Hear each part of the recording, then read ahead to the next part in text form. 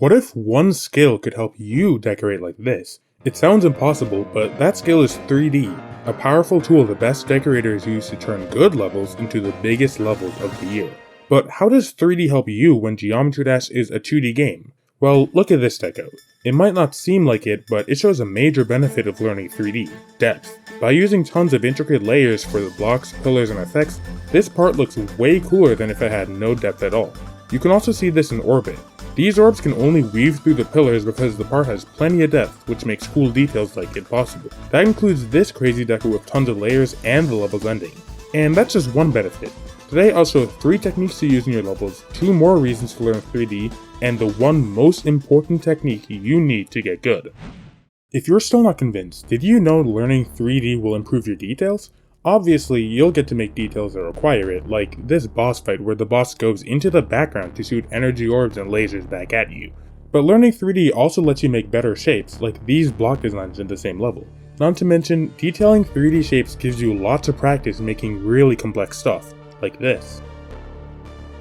And of course, 3D lets you build wild deco ideas that you couldn't otherwise. In this part of next capsule, the camera moves in 3D, so you switch from a top-down view of the environment to a side view of it. Or look at this transition in Rage Quit, where the player smashes through the screen and jumps into another environment. And of course, we can't forget about the camera work and aperture, like just look at this. All these things only scratch the surface of what's possible. Even if you choose not to make stuff like this, you'll still get way better at detailing, choosing colors, and even ideas. The whole point of 3D is to give you freedom, unlocking a whole new dimension of possibility. With that said, how can you actually use 3D in your levels? There are 3 techniques everyone should know: parallax, depth, and lighting. Each of these will help your levels feel 3D, and you'll improve by just learning them. And if you want to improve all your skills, check out our website for guides on creator skills and join our Discord for exercises and practice materials. I also enable channel memberships if you want to dive deeper and support these videos in exchange for these perks. Speaking of diving deep, let's start with depth, the illusion that you're in a 3D environment. Imagine you have a structure like this and you want to make it look more interesting. An easy way around that is to make some parts of the structure overlap with others. Overlap is one of the most basic ways to create depth in your deco, and it's also the most basic form of 3D. I actually suggest using overlap a lot since it removes tangents in your deco. When 2 objects touch at exactly the same point like this, it feels flat and boring, which is fixed by overlap. Removing tangents helps players tell what is actually part of the gameplay, which keeps your level readable. Another tool for depth is atmospheric perspective. This basically just means distant objects fade into the background, since air isn't fully transparent.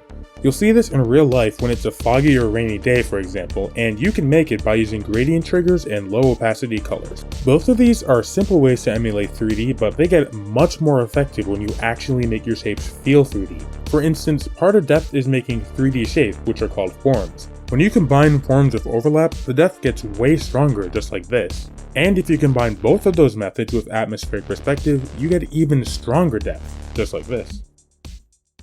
The next technique you can use is parallax. It's kinda similar to depth, but has a lot more uses. Have you ever looked out the window of a car and noticed how close objects seem to move faster than distant ones? This is the idea behind parallax. As you change your viewpoint, objects around you move to different places. Parallax is usually made with a bunch of layers, where each layer has its own speed. These usually have very different speeds, like here, where some layers move much faster than others. You can also use parallax in more subtle ways. In this collab part, I placed each of these rocks on a different parallax layer since it looks more interesting and gives more depth. But you can go further. With dozens or even hundreds of layers moving at similar speeds, you can sculpt 3D backgrounds like this. You can also use parallax to make it look like the camera's rotating around a point. When this occurs, objects in front of the point move in one direction, while objects behind the point move in the opposite direction. This is pretty uncommon in GD, so you can make your levels look more unique by doing it, just like this. To make accurate parallax, you'll need a few triggers. Technically you could just use one, since the move trigger has lock to camera X and Y checkboxes, but these are buggy and will break your deco if you use them. To make a consistent setup, start with an area move trigger using these settings, which will make one object stick to the center of the camera. If you try to copy this object's movements, you'll notice that you can't do it directly. To fix this, place an advanced follow trigger to follow the area move object.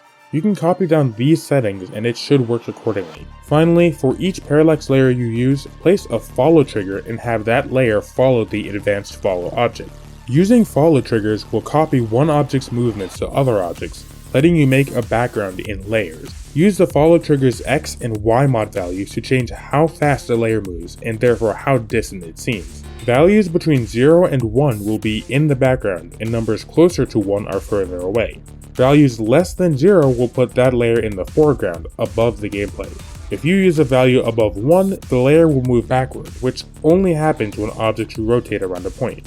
Always use the same value for X and Y mods if you want realistic parallax. Finally, make sure that faster layers have a higher Z layer or Z order than slower ones, since they're in front. You can do this by selecting a layer and using these parts of the edit group UI. B layers should be used for the background, and T layers for your block designs in foreground. The third technique that requires 3D is lighting. This gives forms depth by using colors. Since objects are only lit up where light hits them, a lot of lighting involves finding where light will hit and using colors to show that and create shadows. It can be hard to guess where shadows should be on a form. For instance, you can probably tell where they should be here, but what about something like this? Because of that, it helps to construct shadows rigorously. This requires a skill you'll learn in the next section, but once you learn it, you'll get to do plenty of cool things with light. Learning to use light also improves your glow use, since glow is really just a form of light. That'll let you do plenty of cool things like this part. You can also use lighting to make things like textures. These make objects look like they have 3D surfaces or are made from different materials. Of course, textures are used for all sorts of realistic levels like these, but you can use textures with any sort of level, such as this one. These three techniques are helpful, but they're all illusions. None of them make shapes that are actually 3D, so you'll miss out on the strongest depth, the best details, and the most insane ideas. But there's one way you can fix that: making 3D forms using perspective. This is the most fundamental 3D skill, and every technique I mentioned relies on it, so it's crucial for you to learn. You might have learned some perspective stuff in school, but you're guaranteed to pick up new knowledge here that school didn't teach you. I'll start with a quick recap of the basics, then we'll see how to make forms using perspective. Finally, I'll show how to use these skills in real levels. Let's start with the basics. When you're making 2D shapes, two parallel lines will never cross over each other, no matter how long you make them. In 3D, however, parallel lines can converge to a point. This point is infinitely far away where you can't see the line, so it's called a vanishing point or VP. Here's an example from a real level where the blocks have sides going so far into the distance that they disappear. If you learned this in school, you'll probably know about 1, 2, and 3 point perspective. These are when most objects in a scene share a common VP. For instance, with 1 point perspective, you can find one vanishing point that a lot of lines converge towards. This is useful when you're learning the basics, but it's not entirely accurate. There can be infinite VPs in a scene. If you think about it, when you rotate an object, the VPs it uses move, while the ones other objects use don't. This means every object technically has independent VPs, so the more objects you have, the more VPs can exist. It's helpful to simplify this by using 1 or 2 point perspective, but just know that you don't have to use them for everything. One thing you should try to use is a horizon line. This marks where the ground starts and ends, and most vanishing points will lie on it. Horizon lines also tell you where you are in a scene. For instance, if the horizon is near the top of the screen, you could be high in the sky and looking down, while if it's lower down, you might be looking up into the sky. You can also make interesting environments if you rotate the horizon, like here where I made an upside down part. With that out of the way, let's make some forms. You can make lots of complex forms for your deco, but pretty much everything starts with basic ones: boxes, spheres, cylinders, and pyramid. You can add, subtract, and stretch these forms to make all sorts of shapes. I'll create a block design in the background while I explain these so you can see this occur with a real deco. There are two big ways to make boxes. If you're using a grid, you can draw a square or rectangle on the ground, then draw the vertical lines to define its height. Once you do that, you can make a second rectangle to cover the box, like this. The second method is easier when you don't have a full grid setup. Simply make a Y shape, extend the lines to define the box's size, and then connect the other ends. Make sure the lines converge as they get further away. Spheres are pretty simple, just one circle and two ellipses. Start with the circle, then clone it and flatten it to make your first ellipse. Repeat to make the second one. These ellipses show how the sphere is oriented, which is important for perspective and lighting. You can also use a grid to make the ellipse, which lets you construct spheres with specific sizes. Cylinders use techniques from both rectangular prisms and spheres. Make them by drawing 2 ellipses and then connecting their edges with lines. You can estimate how flat each ellipse should be, or you can use a grid like I did here. Pyramids, cones, and other forms like them all work the same. Draw a shape like a square or circle, and draw a point that they'll taper to. Then connect the point with the shape. Here, I made an X on the ground and use it to place a taper point right in the center. You can combine these forms to make all sorts of neat ones. There are lots of ways to do this, but the two you need to know are addition and subtraction. To add forms together, draw lines where they intersect, then remove any lines that are now hidden.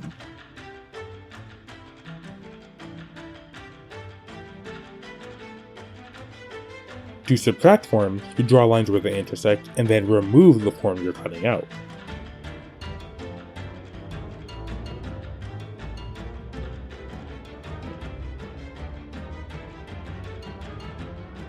With those perspective skills out of the way, let's look at how you'll actually use perspective in-game. You might have noticed that it's much harder to move forms made in perspective. As soon as you change your viewpoint, you'll see different parts of the form, so you'll have to either animate everything or accept that your stuff will look weird as it moves. However, there's actually a third option, and that's using no vanishing points at all. Say you have a structure like this. Instead of using vanishing points to make the backside, you can select the full structure, clone it, move it a bit, and then connect the lines. This is known as orthographic perspective. It's also 3D, but is much simpler to set up, and it doesn't look weird when moving around. As long as you keep the same angle for orthographic perspective, it will look convincing. If this seems familiar, it's because the editor already has objects for it. There's an entire tab of 3D lines you can use to speed up this entire process. Of course, you can do more than the game does by default. You can change the angle you use, add more detailed 3D segments to your forms, and work with curves as well. If you don't want to use orthographic perspective, it helps to make a perspective grid.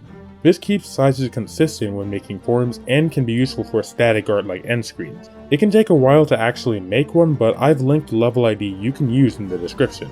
As I said before, you can't really update 3D forms without a lot of effort. This part of the video gets quite technical, so feel free to come back to it after you're comfortable with other perspective tools. If you want forms to update in real time, you'll need triggers. The simplest method is scale triggers. Add a scaling center on the edge where the side touches the front, then use a scale trigger to shrink it. You'll have to tinker with the scale speed to get it right.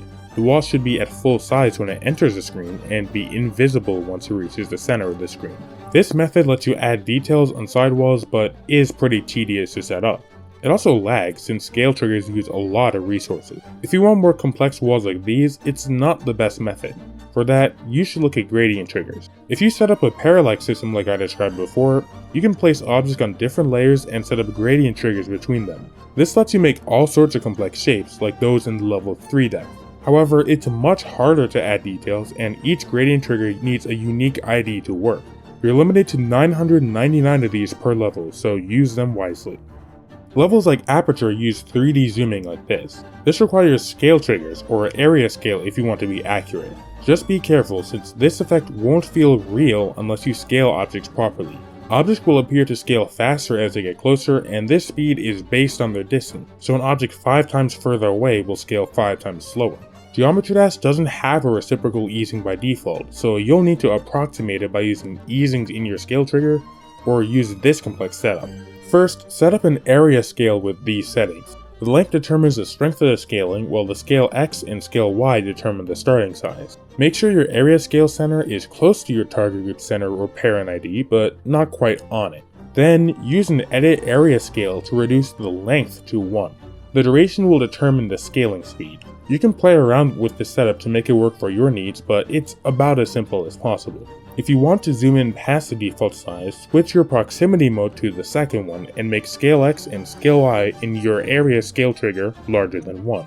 The final method for dynamic 3D is to just animate everything frame by frame. This typically uses toggle triggers, so you'll create one frame, toggle it off, then have the next frame get toggled on right after.